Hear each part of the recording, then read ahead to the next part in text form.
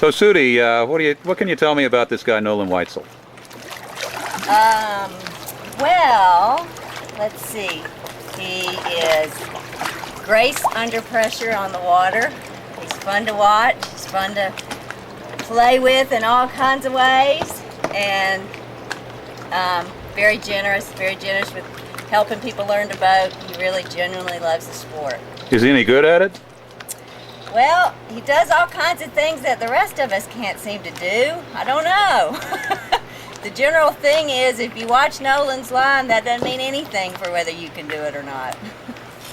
And she is right about that.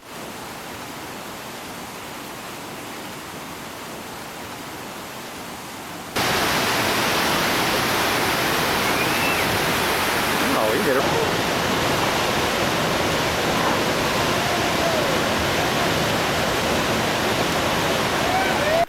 My name's Nolan. I paddle an open canoe with my name on it. I started paddling as a little kid. I enjoyed with my folks paddling on Lake Erie, in fact, and that was the first whitewater. Wasn't even on a river. It was on white caps on Lake Erie. Pretty darn fantastic time. Was that canoeing? That was canoeing. Just enjoyed the heck out of the wild whitewater. We got turned over, we swam in with a boat, and that was my start.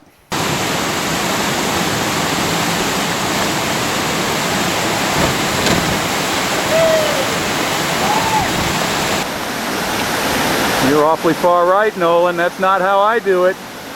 Damn. Well, that just shows he's a better paddler than me.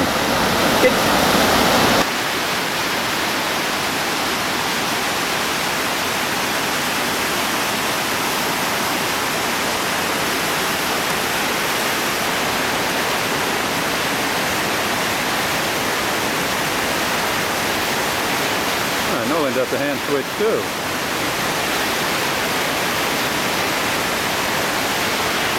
Nolan has a deep instinctive knowledge of paddling, but is often unaware of his technique. I once watched him run roadblock on Little River Canyon with impressive style. He paddled across the current with his paddle on the upstream side of the boat. When he got to the booth, he did a sweep on the right, which turned the boat to the left off the drop. Then when the sweep stroke reached the back of the boat, he did a pry, which threw the back of the boat off the ledge in a perfect flat booth. I complimented him on the nice move, and he wasn't even aware of what he did. It's just instinct. He's that smooth. Like that one. Yeah.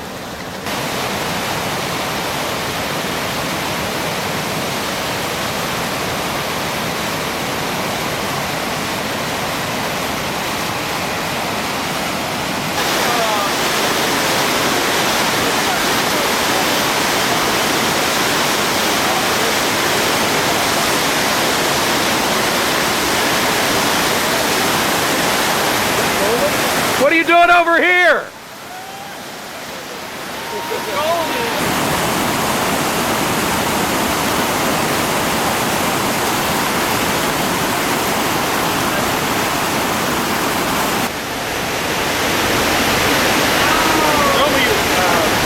Never pull back.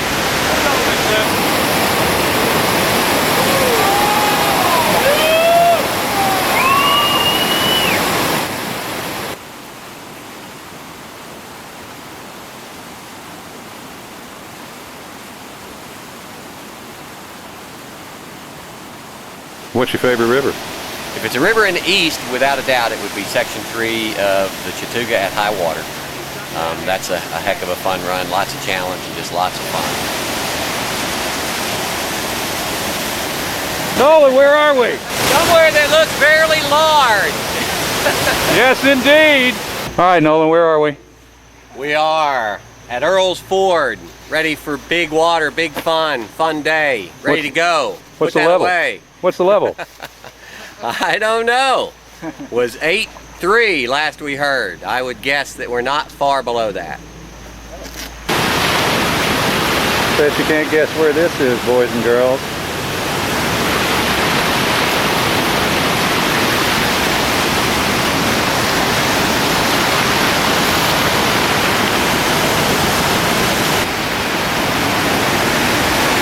Nolan Whitesell running the bull.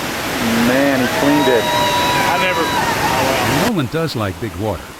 He holds the first and only open canoe descent of the Niagara Gorge. Now that's big water.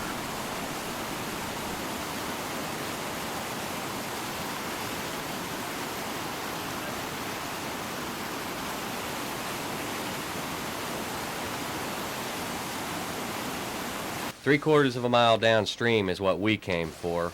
100,000 CFS of the biggest whitewater in the world. For years, it's been illegal to run Whirlpool Rapids. We're here with a legal permit from the New York State Parks Department. Thanks to a court order from a 2-year legal battle waged by Bob Glanville, which went all the way to the state Supreme Court. Getting a permit is no piece of cake. In fact, the only thing that's easy about this run is getting to the scout. Truly a bourgeois scouting experience. For a couple of bucks, you can get the Canadians to take you down an 800-foot elevator ride to a series of observation decks all along the rapids. Getting to the bottom of the rapids is easy. Finding a route through the rapids is another story. It's the only place I've ever scouted from river level in 2 different countries, from cliffs 800 foot above, from elevators, from observation decks, trees, rocks, cliffs, binoculars, videos. It doesn't matter what you look through or how you look.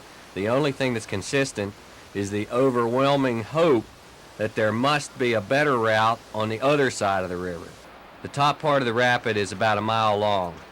Then if you're in good control, you may be able to catch the eddy.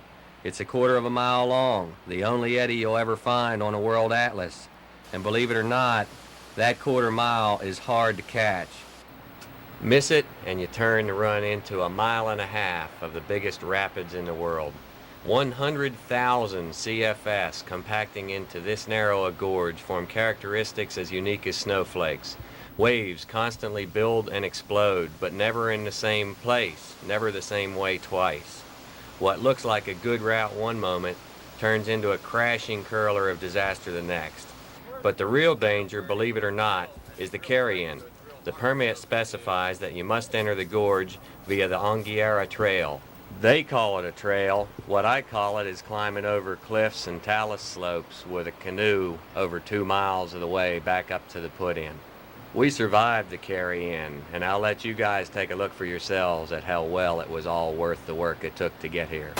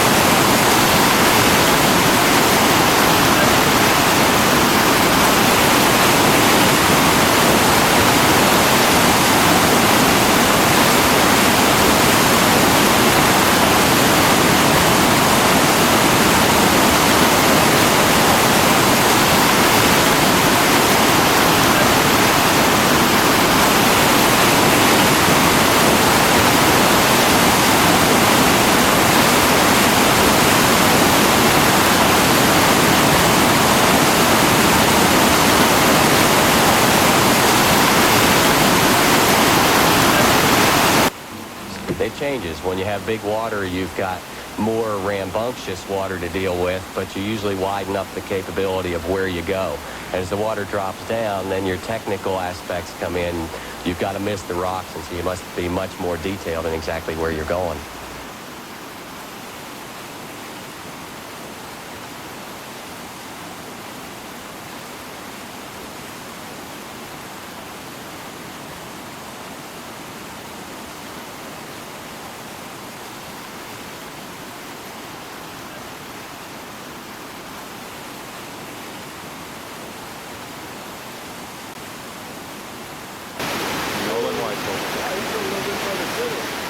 Nolan isn't just about big water.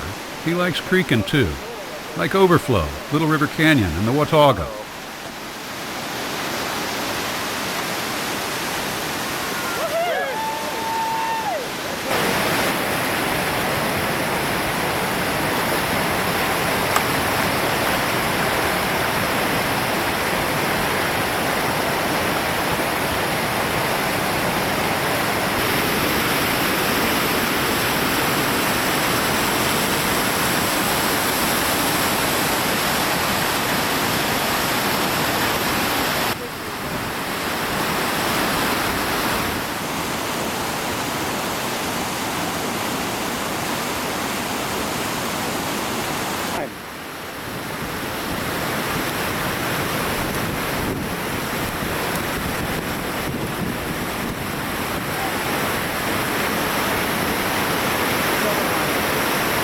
They all suck.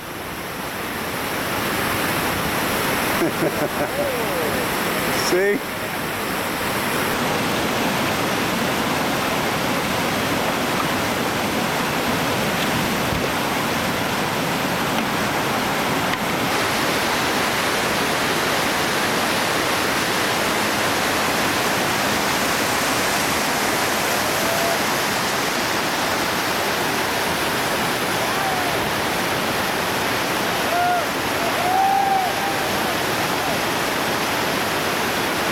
On the rock.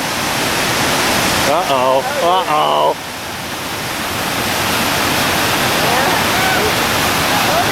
So why do you paddle an open boat instead of a C1 or a kayak? Not probably a reason that most people would assume. I just enjoy an open boat, have nothing against C1, would like to get better into C1, have nothing against kayaks, just have enjoyed the heck out of open boats and would like to keep doing that as long as I can, and when I get tired of that, I'll try something else. I think boating a canoe is the best way to be on the river because the visibility is great, you're sitting up high. For me, it feels totally natural because I used to ride horses for years, and so it feels very familiar. It just felt like coming home, being in an open boat. It's challenging physically, and I like that.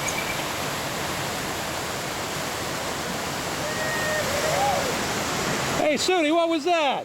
Once again, open boaters have to rescue some wimpy wambly butt boat. Canoe has a lot of advantages over a kayak.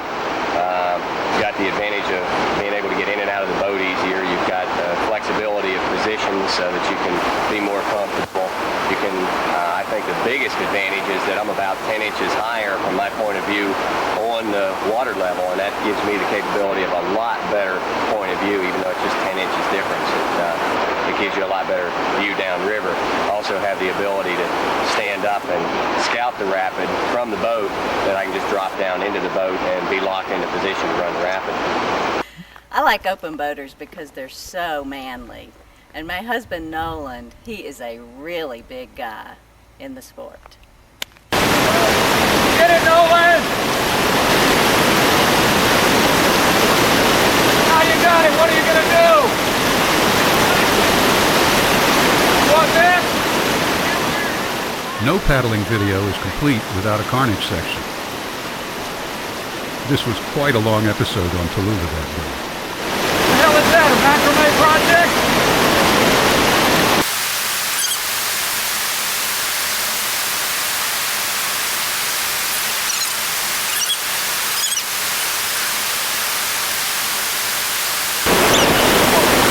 Teamwork.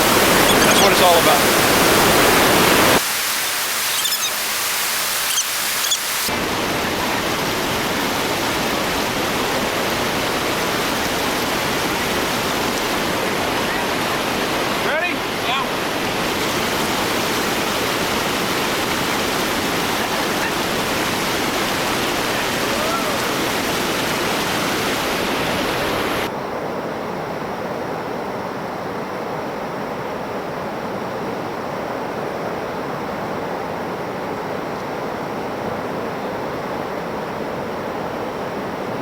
Uh-oh.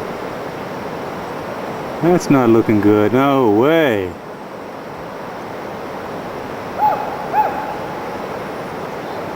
That's bad. There she is. Is she out? She's out. Paddlers are safer with Nolan around.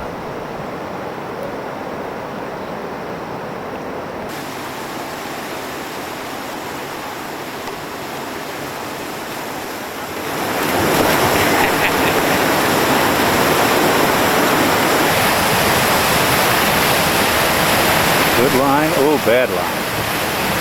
No, that's ugly, Nolan. This is not going to be good. Yep, go for the punch. Go for the punch. Turn it straight. Get over that rock. Oh, oh, in the hole. Oh, I can't believe you. Oh, you haven't gotten away with it. It's wet there, Nolan.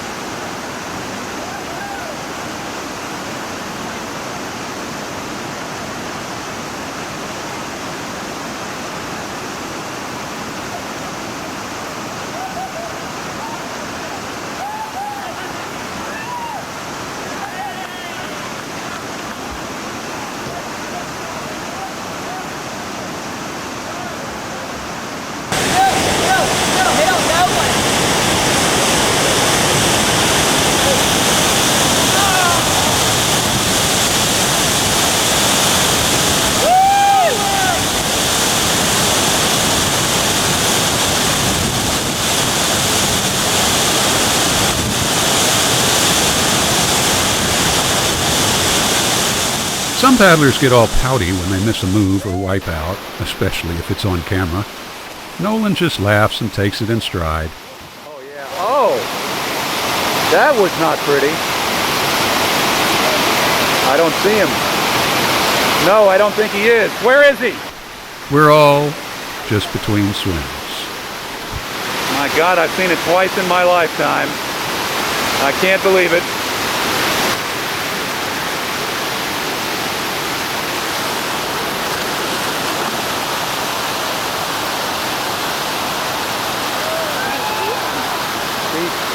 I love being a woman in this male-dominated sport because there's so many guys, it's like they grow on trees.